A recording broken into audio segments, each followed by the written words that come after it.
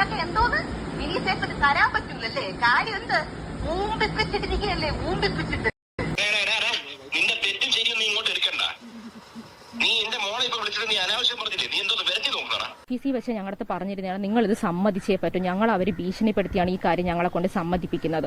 എല്ലാവർക്കും നമസ്കാരം. പുതിയൊരു വീഡിയോയിലേക്ക് എല്ലാവർക്കും സ്വാഗതം. ഒട്ടുമേ വിശ്വസിക്കാൻ പറ്റാത്ത ചില വാർത്തകളാണ് ഇപ്പോൾ നമ്മുടെ മുന്നിലേക്ക് എത്തുന്നത്. അതായത് BJP നേതാവും അതോടൊപ്പം തന്നെ നടനുമായിട്ടുള്ള കൃഷ്ണകുമാറിന്റെ മകളായിട്ടുള്ള ദിയ കൃഷ്ണ, ഇവർക്ക് രണ്ടുപേർക്കുമെതിരെ ജാമ്യമില്ലാ വകുപ്പ് പ്രകാരം തിരുവനന്തപുരം മ്യൂസിയം പോലീസ് കേസെടുത്തിരിക്കുകയാണ്. ഇവരുമായിട്ട് ബന്ധപ്പെട്ടിട്ടുള്ള കേസിനെ സംബന്ധിച്ചിട്ടുള്ള പല ന്യൂസുകളും ഇപ്പോൾ മുഖ്യധാരാ മാധ്യമങ്ങൾ പുറത്തുവിടുന്നുണ്ട്. ഓരോ തെളിവുകളാണ് ഇവർ രണ്ടുപേരും പുറത്തുവിടുന്നത്. ഈ കൃഷ്ണകുമാറിന്റെ കുടുംബം ഒരു തെളിവ് അവിടുത്തെ ജീവനക്കാർക്ക് എതിരെ പുറത്തുവിടുന്നു. അതോടൊപ്പം തന്നെ ഈ ജീവനക്കാരും കുറച്ച് തെളിവുകൾ പുറത്തുവിടുന്നു. സാധാരണപ്പെട്ട പൊതുജനം ഇത് കണ്ടിട്ടും വാ വിളിച്ചിരിക്കുകയാണ്. അതായത് ഈ സംഭവം അറിയാത്തവർക്കായി അല്പം ചുരുക്കി ഈ ഒരു സംഭവത്തെക്കുറിച്ച് പറഞ്ഞതിന് ശേഷം ഇവർ രണ്ടുപേരും പുറത്തുവിട്ടിരിക്കുന്ന തെളിവുകൾ ഞാൻ ഈ ഒരു വീഡിയോയിൽ വെക്കാം. അത് കണ്ടതിന് ശേഷം നിങ്ങൾ തന്നെ തീരുമാനിക്കൂ ആരാണ് ഇതിനകത്തിൽ തെറ്റുകാര് എന്നുള്ള കാര്യം. അതായത് കൃഷ്ണകുമാറിന്റെ മകൾ ദിയ കൃഷ്ണ OMI എന്ന് പറയുന്ന ഒരു സ്ഥാപനം നടത്തുന്നുണ്ട്. ആ സ്ഥാപനത്തിലെ 3 ജീവനക്കാരികള് ഇവര് അറിയാതെ 69 ലക്ഷം രൂപ ആ സ്ഥാപനത്തിൽ നിന്നും തട്ടിച്ചു എന്നുള്ളതായിരുന്നു ഇവരുടെ പരാതി. അതായത് ഇവിടെ QR കോഡുകളൊക്കെ മാറ്റി വെച്ചുകൊണ്ട് ഇവരുടെ പൈസകൾ മുഴുവനും അവരുടെ, അതായത് ജീവനക്കാരികളുടെ അക്കൗണ്ടിലേക്ക് മാറ്റി എന്നുള്ളതാണ് പരാതി. ഏകദേശം 2024 പകുതിയോടുകൂടി ഈ 2025 ഈ ഒരു മാസം വരെയുള്ള തട്ടിപ്പാണ് ഇവർ പുറത്തുവിട്ടിരിക്കുന്നത്. 69 ലക്ഷം രൂപ ഇവർ തട്ടിച്ചു എന്നാണ് പറയുന്നത്. ഇതിനെ ചുറ്റിപ്പറ്റി 2 കൂട്ടരും പല തെളിവുകളും പുറത്തേക്ക് വിടുന്നുണ്ട്. ഈ ജീവനക്കാരികൾ പറയുന്നത് അങ്ങനെ തട്ടിച്ചതല്ല, ഈ ദിയ കൃഷ്ണ ടാക്സ് വെട്ടിക്കുവാൻ വേണ്ടി ഞങ്ങളുടെ അക്കൗണ്ട് വഴി ഈ ആൾക്കാരുടെ കയ്യിൽ നിന്നും, അതായത് ഈ സാധനം വാങ്ങിക്കുന്ന ആളുകളുടെ കയ്യിൽ നിന്നും ഈ അക്കൗണ്ട് വഴി പണം കൈമാറി എന്നുള്ളതാണ് ഇവരുടെ പ്രധാനപ്പെട്ട ഒരു ആരോപണം. അപ്പോൾ ഈ വാർത്ത സംബന്ധിച്ച് ഒരുപാട് കാര്യങ്ങൾ പുറത്തു വരുന്നുണ്ട്. അതായത് 2 കൂട്ടരുടെയും വിശദീകരണങ്ങളാണ് ഈ പുറത്തേക്ക് വിടുന്നത്. അതില് ഈ പെൺകുട്ടികൾ ഒരു വോയിസ് ക്ലിപ്പ് ഇപ്പോൾ പുറത്തുവിട്ടിട്ടുണ്ട്. ഈ ദിയ കൃഷ്ണ ഇവരെ വിളിച്ച് കാര്യം സംസാരിക്കുന്നതാണ് പുറത്തുവിട്ടിരിക്കുന്നത്. അത് നിങ്ങളൊന്ന് കേട്ടു നോക്കൂ. ചേച്ചി അത് നേരത്തെ ഓപ്പൺ ആയിട്ട് തുറന്ന് പറഞ്ഞതല്ലേ? ചേച്ചികളെ വിളി നിർത്തിക്കോ, പല്ലടിച്ചാ പൊട്ടിക്കും. എന്നെ അറിഞ്ഞൂടാ നിങ്ങൾക്ക്. നിങ്ങളോട് നിങ്ങൾ സത്യം പറയാലോ, നിങ്ങൾ എന്റെ മാന്യമായ സൈഡ് മാത്രം ഇതുവരെ കണ്ടിട്ടുള്ളൂ. എന്റെ മാന്യമായ സൈഡ് മാത്രം നിങ്ങൾ കണ്ടുള്ളൂ. എനിക്കൊരു പബ്ലിക് ഇമേജ് ഉള്ളതുകൊണ്ട് ഞാൻ മെയിൻറ്റെയിൻ ചെയ്തതാണ്. നിങ്ങളെക്കാൾ താറ സൈഡ് എനിക്കുണ്ട്. എന്നത് കാണിപ്പിച്ചു. നിങ്ങളെക്കാൾ താറ സൈഡ് എനിക്കുണ്ട്. പക്ഷെ അത് കട്ടുമോട്ടിച്ചു അല്ല ചെയ്യുന്നത്. മനസ്സിലായില്ലേ? കട്ടുമോട്ടിച്ച് ഞാൻ ജീവിച്ചിട്ടില്ല. എനിക്കൊന്നും കേൾക്കാൻ വയ്യല്ല. സുമിച്ചത് ഞാൻ പോകുന്നു പറ.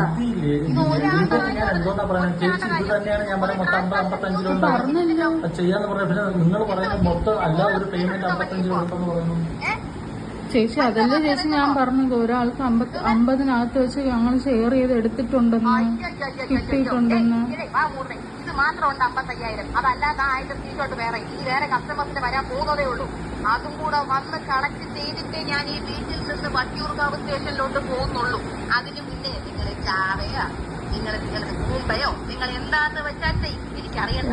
നിങ്ങളുടെ 3 പേരുടെ ജീവിതം ജീവനോട് നിങ്ങൾ ഉണ്ടെങ്കിൽ കൊലയ്ക്കാൻ ഞാൻ റെഡിയാണ്. ഞാൻ ഗർഭിണി, എന്റെ കോപ്പ് കുറച്ചൊക്കെ തീർന്നു. അതിന്ന് ഉച്ചവരെ. മനസ്സിലായില്ലേ? ഇന്ന് ഉച്ചവരെ ഉള്ളൂ എനിക്കത്. എനിക്ക് എന്ത് ചെയ്യാൻ പറ്റുന്നുള്ളത് ഞാൻ കാണിച്ചു തരും. നിങ്ങൾ എന്നെ പറ്റിച്ചില്ലേ? അണ്ടർഗ്രൗണ്ട് കൂടെ നിങ്ങൾ എന്നെ പറ്റിച്ചില്ലേ? നാട് മുഴുവൻ അറിയുന്ന പോലെ നിങ്ങളെ ഞാൻ ഒരു പറ്റിക്കാൻ പോവുകയാണ്. ഞാൻ കൂട്ടാൻ പോവുകയാണ്. മനസ്സിലായില്ലേ? മൊത്തം കുടുംബം ഇറങ്ങിയിരുന്നോ? മണ്ണെണ്ണ എടുത്ത് ഒഴിച്ചോണ്ടിരുന്നോ? മനസ്സിലായില്ലേ? വളരെ മോശപ്പെട്ട ഒരാളുമായിട്ടാണ് നിങ്ങൾ ഇറങ്ങി തിരിച്ചിരിക്കുന്നത് കളിക്കാൻ. വളരെ മോശപ്പെട്ട ആളായിട്ട് നിങ്ങൾ ഇറങ്ങി. മനസ്സിലായില്ലേ? ഒരു പെണ്ണായ ഞാനൊന്നും പറഞ്ഞിട്ട് നിങ്ങൾ എന്നെ മഴ തിരിഞ്ഞിക്കൊണ്ടിരിക്കുകയായിരുന്നു ഞാൻ. കേട്ടാ? ഈ ദിയാകൃഷ്ണയും അതോടൊപ്പം തന്നെ ഈ ജീവനക്കാരികളും തമ്മിൽ എന്തൊക്കെയോ വലിയ രീതിയിലുള്ള പണമിടപാടുകൾ വളരെ വർഷങ്ങളായിട്ട് നടക്കുന്നുണ്ട് എന്നുള്ള കാര്യം ഇവർ സംസാരിക്കുന്നതിന്റെ ഇടയിൽ തന്നെ നമുക്ക് മനസ്സിലാക്കാൻ വേണ്ടി സാധിക്കും. നിങ്ങൾക്ക് എന്താണ് തോന്നുന്നത്? സോറി ചേച്ചി.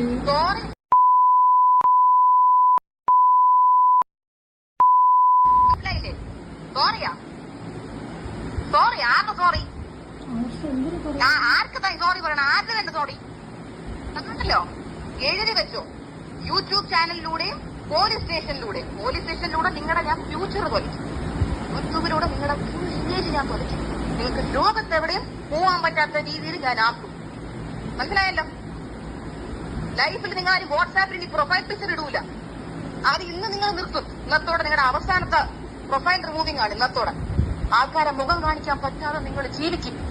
മനസ്സിലായില്ലേ? മനസ്സിലായല്ലോ? നിങ്ങളെ കാരണം കുറെ കാലം ഞാൻ അനുഭവിച്ചു. അതൊക്കെ നിങ്ങളുടെ മുമ്പിൽ ഞാൻ കെഞ്ചി ഞാൻ പറഞ്ഞു. ഞാൻ അത്ര അനുഭവിച്ചുകൊണ്ടിരിക്കുകയാണ്. നിങ്ങൾ ഇങ്ങനെ മിസ്റ്റേക്സ് കാണിക്കല്ലേ, പ്ലീസ് പ്ലീസ് പ്ലീസ് എന്ന് ഞാൻ പറഞ്ഞു. നിങ്ങളോട് കോമഡി പറഞ്ഞു നോക്കി. നിങ്ങൾ അനിയത്തിമാരെ പോലെ കണ്ടു നോക്കി. ഞാൻ നിങ്ങളോട് ഞാൻ അങ്ങോട്ട് സോറി പറഞ്ഞു നോക്കി. ഇതൊക്കെ ഞാൻ ചെയ്തിട്ട് എന്നോട് നിങ്ങൾ ചെയ്ത് എന്താണ്? നിങ്ങൾ എന്താ എന്നോട് ചെയ്ത്? പിന്നെ ഈ പറഞ്ഞ കസ്റ്റമർ, ഇപ്പൊ ദിവ്യക്ക് അയച്ചിരിക്കുന്ന കസ്റ്റമർ, അവരെനിക്ക് മൊഴി തരാമെന്ന് പറഞ്ഞിട്ടുണ്ട്. കാര്യം അവരുടെ എനിക്ക് തരുന്നു എന്നുള്ള വിശ്വാസത്തിലാണ് ഈ പൈസ തന്നിരിക്കുന്നത്. അവരുടെ എല്ലാ പാർസൽസും ഞാൻ അറിയാതെ ഓഫീസിൽ നിന്ന് സ്റ്റോക്ക് പോയിരിക്കുകയാണ്. തന്റെ അച്ഛൻ എടുത്ത സ്റ്റോക്കാണോ ദിവ്യ അത്? തന്റെ അച്ഛൻ മൈസൂരിൽ പോയിട്ട് ഉണ്ടാക്കിയ സ്റ്റോക്കാണോ അത്? പറ ദിവ്യ. താൻ ട്രെയിൻ കയറി മൈസൂരിൽ പോയി എടുത്ത സ്റ്റോക്കാണോ അത്? അല്ല. പിന്നെ ആരോട് ചോദിച്ചിട്ട് അത് വിറ്റത്? അത് ആരോട് ചോദിച്ചിട്ട് ദിവ്യ വിറ്റു? 55,000 രൂപയുടെ സ്റ്റോക്ക് ആരോട് ചോദിച്ചിട്ട് ആ കസ്റ്റമറിന് വിറ്റു? എന്നോട് ചോദിച്ചോ? അശ്വിനോട് ചോദിച്ചോ? ആരോട് ചോദിച്ചു? ദിയാകൃഷ്ണയുടെ കുടുംബം ഈ ജീവനക്കാരികൾക്കെതിരെ പരാതി കൊടുക്കുന്നതിന് മുന്നേ ഇവർ തമ്മിൽ സംസാരിച്ച ഒരു സംസാരമാണ് ഇതെന്ന് എനിക്ക് തോന്നുന്നു. നിങ്ങൾക്ക് എന്താണ് തോന്നുന്നത്? ശരിയല്ലേ? നമുക്ക് ബാക്കിയോടെ കേട്ടു നോക്കാം. പറ. ഇത്രയും നേരം അശ്വിൻ സത്യം പറ സത്യം പറ സത്യം പറയാന്ന് മാന്യമായിട്ടാണോ നിന്നോട് ചോദിച്ചുകൊണ്ടിരുന്നേ? മാന്യമായിട്ടാണോ ദിവ്യ ചോദിച്ചുകൊണ്ടിരുന്നേ? തന്റെ വായിക്കാൻ ചേച്ചി അതല്ലേ ചേച്ചി പറഞ്ഞത് 50-നകത്ത് ഒരാൾ വെച്ച് എടുത്തിട്ടുണ്ടെന്ന്. 50ന്റെ നേരിട്ടുണ്ടായിരുന്നെങ്കിലുണ്ടല്ലോ ചെപ്പാടിച്ച പൊട്ടിന് 50ന്റെ അകത്ത് നീ ഇനി 50-നകത്തുനിന്ന് പറഞ്ഞ വിവരം അറിയും. പൊന്നാര മോളെ, നീ വിവരം അറിയും. മനസ്സിലായില്ലേ? നീ ഉണ്ടല്ലോ ഈ കോളൊക്കെ നീ റെക്കോർഡ് ചെയ്യോ എന്ത് കുന്തം ചെയ്ത് നീ പുറത്തു വിട്ടാലും എനിക്ക് പ്രശ്നമല്ല. മനസ്സിലായില്ലേ? കാര്യം ഈ കേസിലുണ്ടല്ലോ എന്റെ സൈഡിൽ ഫുള്ള് തെളിവാ. മനസ്സിലായില്ലേ? മൊത്തം തെളിവ് എന്റെ കയ്യിൽ ഇരിക്കുകയാണ്. പിന്നെ പ്രഗ്നന്റ് ആയിട്ടുള്ള ഒരാളെ മാനസികമായി നിങ്ങൾ പീഡിപ്പിച്ചു. ഞാൻ അതിനും നിങ്ങളുടെ പേര് കേസ് കൊടുക്കുന്നുണ്ട്. എന്നെ എന്റെ കൊച്ചിനെ അത് അഫക്ട് ചെയ്യുന്നുണ്ട്. ഞാൻ ഹോസ്പിറ്റലൈസ്ഡ് ആയിരുന്നു നിങ്ങളെ കാരണം. ട്രിപ്പ് എടുത്ത് കിടക്കുമായിരുന്നു നിങ്ങളെ കാരണം. മനസ്സിലായില്ലേ? ഞാൻ എല്ലാത്തിനും നിങ്ങളെ കൊണ്ട് എണ്ണിപ്പിക്കും ദിവ്യ. പ്രത്യേകിച്ച് ദിവ്യ ഈ ഇത്രയും നേരം നമ്മൾ ചോദിച്ചിട്ടും ഇതിലൊരൊറ്റ സ്ക്രീൻഷോട്ട് നീ എനിക്ക് അയച്ചെന്നില്ലോടി. എന്നിട്ട് എന്താ നീ പറഞ്ഞ പങ്കിട്ടെടുത്തുന്നാ? ഒരൊറ്റ അടി വെച്ചില്ല പങ്കിട്ടെന്ന് നീ പറഞ്ഞ കേട്ടല്ലോ. നീ ഒരടിക്കുള്ളതേ നീ ഉള്ളൂ. കേട്ടല്ലോ? ഒരൊറ്റ അടിക്കുള്ളതേ നീ ഉള്ളൂ. അതിന് ഞാൻ വിചാരിച്ചാൽ മതി. വേറെ ആരും വിചാരിക്കണ്ട. പോലീസൊന്നും ഞാൻ ഒരൊറ്റ അടിക്കുള്ളതേ നീ ഉള്ളൂ. മനസ്സിലായല്ലോ? മനസ്സിലായോ ഇല്ലയോ ദിവ്യക്ക്? ആ നീ നാളെ പോലീസ് സ്റ്റേഷനിൽ വാ. പോലീസ് സ്റ്റേഷനിൽ എന്നെ ആരും സഹായിച്ചില്ലെങ്കിലും കുഴപ്പമില്ല. ഞാൻ ഒറ്റയ്ക്ക് ഓട്ടോ വിളിച്ചിട്ടായാലും ഞാൻ പോയി കേസ് കൊടുത്തിരിക്കും. കാര്യം ഇതിന് എനിക്കൊരു ഉത്തരം വേണം. നിനക്കൊക്കെ എന്തോന്ന് മിനിസേഫിന് തരാൻ പറ്റൂലല്ലേ? കാര്യം എന്ത് ഊമ്പിപ്പിച്ചിട്ടിരിക്കുകയല്ലേ? ഊമ്പിപ്പിച്ചിട്ട് ഇവർ തമ്മിലുള്ള സംസാരം കേൾക്കുമ്പോൾ എനിക്ക് മനസ്സിലാവുന്ന ഒരു കാര്യം എന്ന് പറഞ്ഞാൽ ഇവർ തമ്മിൽ വലിയ രീതിയിലുള്ള സാമ്പത്തിക ഇടപാടുകൾ നടത്തിയിരുന്നു എന്നുള്ള കാര്യമാണ്. അതായത് ഇവർ തട്ടിച്ചുകൊണ്ടുപോയ പൈസ തിരിച്ചു കൊടുക്കണം എന്നുള്ളതാണ് ഇവരുടെ ആവശ്യം. ഇവർ കേസ് കൊടുക്കുന്നതിന് മുന്നുള്ള സംസാരമാണെന്ന് എനിക്ക് തോന്നുന്നു. അല്ലെങ്കിൽ കേസ് കൊടുത്തതിന് ശേഷം ഇത്തരത്തിൽ സംസാരിക്കേണ്ട കാര്യമില്ലല്ലോ. ഇതിനുശേഷം അതായത് നമ്മൾ കൃഷ്ണകുമാറിന്റെ ഒരു വോയിസും കൂടെ ഈ പെൺകുട്ടികൾ ഈ മാധ്യമങ്ങൾക്ക് മുന്നിൽ കൊടുത്തിട്ടുണ്ട്. അതായത് ഈ കേസൊക്കെ കൊടുക്കുന്നതിന് മുന്നേ ഈ പെൺകുട്ടികളെ വിളിച്ച് കാര്യങ്ങൾ സംസാരിക്കുന്നതാണ്. ആ ഒരു വോയിസ് നമുക്കൊന്ന് കേട്ടു നോക്കാം. നീ താമസിക്കുന്നിടത്തോട്ടൊരു വണ്ടി വരും, അതിൽ പോലീസ് നേടിയിരിക്കും. ആ വണ്ടി വരുമ്പോ നീയും ഭാര്യ എല്ലാം കൂടെ അങ്ങോട്ട് വന്നേച്ചാൽ മതി. ഞാൻ പറഞ്ഞ് ഏർപ്പാട് ചെയ്തിട്ടുണ്ട്. ഞാൻ നാളെ നിനക്ക് എന്തൊക്കെ എഴുതി തരണം ഞാൻ നിനക്ക് എഴുതി തരും. നീ ഒന്ന് വന്നേച്ചാൽ മതി കേട്ടോ. ഞാൻ വേറെ തെറ്റായിട്ട് ചോദിച്ചത്. നിന്റെ തെറ്റും ശരിയും നീ ഇങ്ങോട്ട് എടുക്കണ്ട. നീ എന്റെ മോളെ ഇപ്പൊ വിളിച്ചിട്ട് നീ അനാവശ്യം പറഞ്ഞില്ലേ? നീ എന്തോ വരട്ടി നോക്കണ? ഞാൻ ഒരു അനാവശ്യം പറഞ്ഞില്ല. അല്ലല്ല പിന്നെ നീ എന്തോ പറഞ്ഞത്? ഒരു സെക്കൻഡ് നിന്നോട് നീ റെക്കോർഡ് ചെയ്തോ? മൊത്തം റെക്കോർഡ് ചെയ്യും. അതിനെനിക്ക് പുല്ലാണ്. നീ എന്തോ ഇപ്പൊ വിളിച്ചു പറഞ്ഞ നിനക്ക് പേപ്പർ എഴുതണ ഏത് ചാനലാണ് വന്നത്? നിന്നെ പറ്റി നിന്റെ ഭാര്യയെ പറ്റി ഏത് ചാനലാണ് വന്നത്? ഞാൻ മറ്റേ നമ്മളെ ന്യൂസ് ചെയ്തോണ്ടല്ലോ, അതിൽ നോക്കിയാൽ ദിയ ചേച്ചി ഇങ്ങനെ ഇതായിട്ട് പറഞ്ഞ് ഒരു ഇതായിട്ടുണ്ട്. ഏതിലാണ്? ഏത് ചാനലാണ് വന്നേ? ഞാൻ പറഞ്ഞുതരാം. പിന്നെ വേറെ കാര്യം ഇന്ന് ആരുടെയാണ് മറ്റേ എന്താ വെഡിങ് ആനിവേഴ്സറി ആരുടെയായിരുന്നു ഇന്ന്? വെഡിങ് ആനിവേഴ്സറി ഇല്ലായിരുന്നു. എന്താ ആരുടെയാണ് ഇന്ന്? ആരാണ് വിളിച്ചു? ഇതേ എന്ത് ചെയ്യേണ്ടത്? നീ ഇന്നലെ എത്ര രൂപ തന്നത്? ഇന്നലെ 8,72,000 ആണല്ലോ. ഇത് കണക്കെടുത്ത് ഞങ്ങള് 1 കോടി ഒരുമിച്ച് ഇവിടുന്ന് പോയിട്ടുള്ള ക്യാഷും ഇവിടുന്ന് സാധനങ്ങള് എത്ര സാധനം പോയിട്ടുണ്ടെന്ന് കണക്കെടുത്ത് ഞങ്ങളിന്ന്. നിങ്ങള് വേറെ കച്ചവടം നടത്തുന്നത് ഇവിടുത്തെ സാധനം കൊണ്ടുപോയിട്ട് ഇവിടുത്തെ ഗസ്റ്റുകളുടെ കൂടെ നമ്പർ എടുത്ത് അവർക്ക് നിങ്ങൾ കച്ചവടം ചെയ്തല്ലേ? ഈ ഒരു സംഭാഷണവും ഇവര്, അതായത് ദിയാഷ്ണയുടെ കുടുംബം പോലീസ് കേസ് കൊടുക്കുന്നതിന് മുൻപുള്ള ഒരു സെറ്റിൽമെന്റ് സംസാര രീതിയാണെന്നാണ് എനിക്ക് തോന്നുന്നത്. അതായത് ഇവർക്ക് നഷ്ടപ്പെട്ട പണം ഈ കേസൊന്നും കൊടുക്കാതെ തന്നെ അത് തിരിച്ചു വാങ്ങാനുള്ള ശ്രമമാണ് ഈ പിതാവും അതോടൊപ്പം തന്നെ ഈ മകളും നടത്തുന്നത് എന്നുള്ളതാണ് എനിക്ക് തോന്നുന്നത്. അതോടൊപ്പം തന്നെ ഈ ജീവനക്കാരും ഈ ഇവരുടെ കുടുംബവും തമ്മിൽ വലിയൊരു സംഭാഷണം നടന്നു. അതിന്റെ വീഡിയോകളും പുറത്തു വന്നിട്ടുണ്ട്. അത് ഈ കൃഷ്ണകുമാർ തന്നെയാണ് പുറത്തുവിട്ടിരിക്കുന്നത്. അതായത് ഈ പെൺകുട്ടികൾ പണം എടുത്തിട്ടുണ്ട് എന്ന് സമ്മതിക്കുന്ന രീതിയിലുള്ള ചില വീഡിയോ ക്ലിപ്പുകളാണ് ഈ മാധ്യമങ്ങൾ പുറത്തുവിട്ടത്. അതായത് മാധ്യമങ്ങൾ വഴി കൃഷ്ണകുമാർ പുറത്തേക്ക് വിട്ടത്. അതും കൂടെ നമുക്കൊന്ന് കാണാം. അല്ല, ഇവരെടുത്തിട്ടില്ല, നിങ്ങൾ മാത്രം എടുത്തിട്ടില്ല. നിങ്ങൾ എടുത്തിട്ടാണോ കൊടുത്തത്? ഇവരെടുത്തിട്ടില്ലേ? ഉണ്ട്. ഒരു സെക്കൻഡ്, ഇവർക്ക് നിങ്ങൾ അയച്ചു കൊടുക്കുന്നതിനാണ്.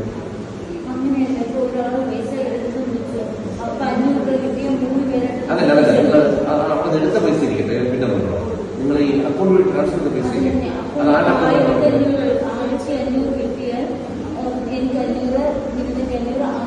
അത് ശരി, നിങ്ങൾക്ക് ഏകദേശം ധാരണയില്ല അല്ലേ? 3 ലക്ഷം വരെ ഓർമ്മയുള്ളൂ. ഒരു 10-15 ലക്ഷം എടുത്തിട്ടുണ്ടല്ലോ. സംസാരിക്കായിരിക്കും വന്നാലെത്തി പ്രകാരം വന്നാൽ നിങ്ങളെത്തി.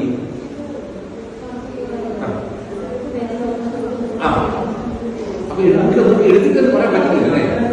നിങ്ങൾ എന്ത് ചെയ്യും പൈസ? അല്ല, ഞാൻ ഇപ്പൊ കണക്ക് എത്തിച്ചാൽ കണക്കാക്കി പറയല്ലേ? കംപ്ലീറ്റ് കൊടുക്കും കേട്ടോ, കംപ്ലീറ്റ് കൊടുക്കും. നമ്മൾ നിങ്ങൾ വിചാരിക്കുന്ന ലെവലിൽ പോകില്ല. നിങ്ങൾ എടുത്തിരിക്കുന്ന പൈസ അത്രയ്ക്കാണ്.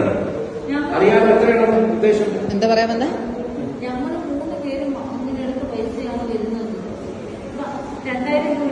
അത് മനസ്സിലായി. നിങ്ങളപ്പോ ഇത്രയും നാളായിട്ട് എത്ര എടുത്തു? അതാണ് ചോദിക്കുന്നത്.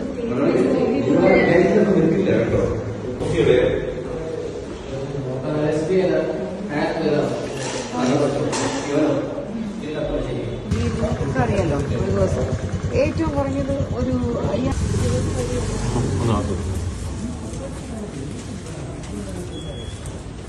ഈ ഒരു വീഡിയോ കാണുന്ന സമയത്ത് നമുക്ക് വ്യക്തമായിട്ട് മനസ്സിലാക്കാൻ സാധിക്കും, ഈ ഒരു സ്ഥാപനത്തിൽ ഈ പെൺകുട്ടികൾ ജോലി ചെയ്യുന്ന സമയത്ത് ഏതൊക്കെയോ രീതിയിലുള്ള പണമിടപാടുകൾ ഇവർ നടത്തിയിട്ടുണ്ടായിരുന്നു. ഇവര് പല പൈസകളും വീതിച്ചെടുത്തിട്ടുള്ള കാര്യമൊക്കെയാണ് പറയുന്നത്. പിന്നീട് ഈ പെൺകുട്ടികൾ ഈ ഒരു വീഡിയോ ക്ലിപ്പ് നിഷേധിച്ചിരിക്കുകയാണ് ചെയ്യുന്നത്. ഇത് മനഃപൂർവ്വമായിട്ട് ഇവരെ തട്ടിക്കൊണ്ടുവന്ന് അവിടെ ഇരുത്തി ഭീഷണിപ്പെടുത്തി പറയിപ്പിച്ചതാണ് എന്നാണ് ഈ പെൺകുട്ടികൾ തന്നെ പിന്നീട് മാധ്യമങ്ങളുടെ മുന്നിൽ പറഞ്ഞത്. PC വെച്ച് ഞങ്ങളടുത്ത് പറഞ്ഞിരുന്നതാണ്, നിങ്ങൾ ഇത് സമ്മതിച്ചേ പറ്റും, ഞങ്ങൾ അവർ ഭീഷണിപ്പെടുത്തിയാണ് ഈ കാര്യം ഞങ്ങളെ കൊണ്ട് സമ്മതിപ്പിക്കുന്നത്. എന്നിട്ട് ഞങ്ങളടുത്ത് പറഞ്ഞിരിക്കുന്നത് 5 ലക്ഷം രൂപയാണ് ഞാൻ നിങ്ങളടുത്ത് ഓഫർ ചെയ്യുന്നത്, നിങ്ങൾ കാരണം എൻ്റെ 200 ഓർഡേഴ്സാണ് പാക്ക് ചെയ്യാതെ പോയിരിക്കുന്നത്. ഈ സ്ഥാപനത്തിൽ ജോലി ചെയ്തിരുന്ന ഈ പെൺകുട്ടികൾ പറയുന്നത് ടാക്സ് വെട്ടിപ്പ് നടത്തുവാൻ വേണ്ടി ദിയാകൃഷ്ണ മനഃപൂർവ്വമായിട്ട് ഈ പെൺകുട്ടികളുടെ അക്കൗണ്ട് ഉപയോഗിച്ചു എന്നുള്ളതാണ്. അതായത് ഈ ആളുകൾ വന്ന് സാധനങ്ങൾ വാങ്ങിക്കുന്ന സമയത്ത് ഈ ദിയാകൃഷ്ണയുടെ അക്കൗണ്ടിലുള്ള QR കോഡ് സ്കാൻ ചെയ്ത് പണം വാങ്ങാതെ ഈ ജീവനക്കാരികളുടെ അക്കൗണ്ടിലേക്ക് പണം വാങ്ങി. അതിനുശേഷം ഈ ജീവനക്കാരികളെ കൊണ്ട് പിന്നീട് ATM വഴിയും അല്ലാതെയും ഈ പണം വിഡ്രോ ചെയ്യിപ്പിച്ചിട്ടും അത് ക്യാഷ് ആയിട്ട് ദിയാകൃഷ്ണ വാങ്ങിച്ചുകൊണ്ട് പോയി എന്നുള്ളതാണ് ഈ പെൺകുട്ടികളുടെ പ്രധാനപ്പെട്ട ആരോപണം. ഇത്തരത്തിലുള്ള പലവിധമായിട്ടുള്ള തെളിവുകൾ 2 കൂട്ടരും പുറത്തേക്ക് വിടുന്നുണ്ട്. അപ്പോൾ പൊതുജനത്തെ സംബന്ധിച്ച്, അതായത് പൊതുജനത്തിൽ പെടുന്ന ഒരാളാണ് ഞാനും, എന്നെ സംബന്ധിച്ചും വലിയ സംശയങ്ങളുണ്ട്. അതായത് 69 ലക്ഷം രൂപ ഈ ഒരു സ്ഥാപനത്തിൽ നിന്നും ഈ 3 പെൺകുട്ടികൾ തട്ടിച്ചു എന്നുള്ളതാണ് ഇവരുടെ ആരോപണം. അപ്പോൾ ഏകദേശം 2024 മുതൽ 2025 വരെയാണ് ഇത്രയും പണം തട്ടിച്ചു എന്ന് പറയുന്നത്. അപ്പോൾ ഈ 69 ലക്ഷം രൂപ തട്ടിക്കുന്ന അത്രയും കാലയളവിൽ ഇവർക്കത് കണ്ടുപിടിക്കാൻ സാധിച്ചില്ലയോ എന്നുള്ളതാണ് എൻ്റെ ഒരു സംശയം. അതായത് കോടികൾ, അതായത് 69 ലക്ഷം ഒരു വർഷം കൊണ്ട് തട്ടിക്കണമെങ്കിൽ കോടികളുടെ ബിസിനസ്സാണ് ആ ഒരു സ്ഥാപനത്തിൽ നടക്കുന്നത്. അപ്പോൾ കൃത്യമായിട്ട് ടാക്സ് അടയ്ക്കേണ്ടതുണ്ട്, കൃത്യമായിട്ട് സാധനങ്ങൾ വരുന്നതിന്റെ കണക്കുണ്ട്, എല്ലാ കാര്യങ്ങളും ഇവരുടെ കയ്യിൽ കാണും. അപ്പോൾ ഇവരുമായിട്ട് നേരിട്ടാണ് പല ബിസിനസ്സുകളും പല ആളുകളും നടത്തുന്നത് എന്നുള്ളതാണ് നമ്മൾ ഈ വാർത്തകളിൽ നിന്നൊക്കെ അറിയുന്നത്. അപ്പോൾ ഇത്രയും നാൾ ഇവർ അറിഞ്ഞില്ലയോ എന്നുള്ളത് വലിയൊരു ചോദ്യമാണ്. പിന്നെ നമുക്ക് സംശയിക്കാൻ പറ്റുന്ന ഒരു കാര്യം എന്ന് പറഞ്ഞാൽ, ഇത്തരത്തില് പല സ്ഥാപനങ്ങളും ബിസിനസ് സ്ഥാപനങ്ങളും ഇങ്ങനെ ടാക്സ് വെട്ടിപ്പ് നടത്തുന്നതിന് വേണ്ടി പെണ്ണുമ്പിള്ളയുടെയോ അല്ലെങ്കിൽ മക്കളുടെയോ അല്ലെങ്കിൽ അമ്മയുടെയോ ഒക്കെ അക്കൗണ്ടുകളിലേക്ക് പണം കൈമാറിക്കൊണ്ട് ഈ ടാക്സ് വെട്ടിക്കാറുണ്ട്. അത്തരത്തിൽ ഈ ജീവനക്കാരികളെ പ്രയോജനപ്പെടുത്തിയിട്ടുണ്ടോ അല്ലെങ്കിൽ അവരുടെ അക്കൗണ്ട് ഉപയോഗിച്ച് ഇത്തരത്തിൽ പണം വാങ്ങിച്ചിട്ടുണ്ടോ എന്നുള്ള കാര്യത്തിലും നമുക്ക് സംശയമുണ്ട്. ഇതിൽ നിന്ന് ഞാൻ മനസ്സിലാക്കുന്ന ഒരു കാര്യമുണ്ട്. അതായത് രണ്ട് കൂട്ടരും കേസ് കൊടുത്തിട്ടുണ്ട്. ഈ കേസ് കൊടുക്കുന്നതിന് മുൻപേ ഇവർ തമ്മിൽ ഒരുപാട് കാര്യങ്ങൾ സംസാരിച്ചു. ഈ പണ ഇടപാടിനെ സംബന്ധിച്ച് ഒരുപാട് കാര്യങ്ങൾ സംസാരിച്ചു. ഏകദേശം 8 ലക്ഷത്തിൽ പുറത്ത് രൂപ ഈ പെൺകുട്ടികൾ തിരിച്ചു കൊടുത്തു. അതായത് പെൺകുട്ടികളും അവരുടെ ഭർത്താക്കന്മാരും ചേർന്ന് തിരിച്ചു കൊടുത്തു എന്നൊക്കെ പറയുന്ന വാർത്തകളൊക്കെ പുറത്തു വന്നു. അപ്പോൾ പിന്നീട് പലവിധമായിട്ടുള്ള പണ ഇടപാടിനെ കുറിച്ചുള്ള വീഡിയോകൾ ഇവർ രണ്ടുപേരും പുറത്തേക്ക് വിടുന്നുണ്ട്. അപ്പോൾ ഇത് പോലീസ് സ്റ്റേഷനിൽ എത്തിക്കുന്നതിന് മുന്നേ അല്ലെങ്കിൽ കേസാവുന്നതിന് മുന്നേ ഇത് ഒത്തുതീർപ്പാക്കാനുള്ള എല്ലാ ശ്രമങ്ങളും നടന്നതായിട്ട് നമുക്ക് ഈ വീഡിയോകളൊക്കെ കേൾക്കുന്ന സമയത്ത് നമുക്ക് മനസ്സിലാക്കാൻ സാധിക്കും. ഈ വോയിസ് ക്ലിപ്പും അതോടൊപ്പം തന്നെ ഈ വീഡിയോകളൊക്കെ നമുക്ക് പരിശോധിക്കുന്ന സമയത്ത് അതാണ് മനസ്സിലാക്കാൻ വേണ്ടി സാധിക്കുന്നത്. അപ്പോൾ എന്തൊക്കെയോ വലിയ രീതിയിലുള്ള പണ ഇടപാടുകൾ ഇവർ തമ്മിൽ നടത്തിയിട്ടുണ്ട്.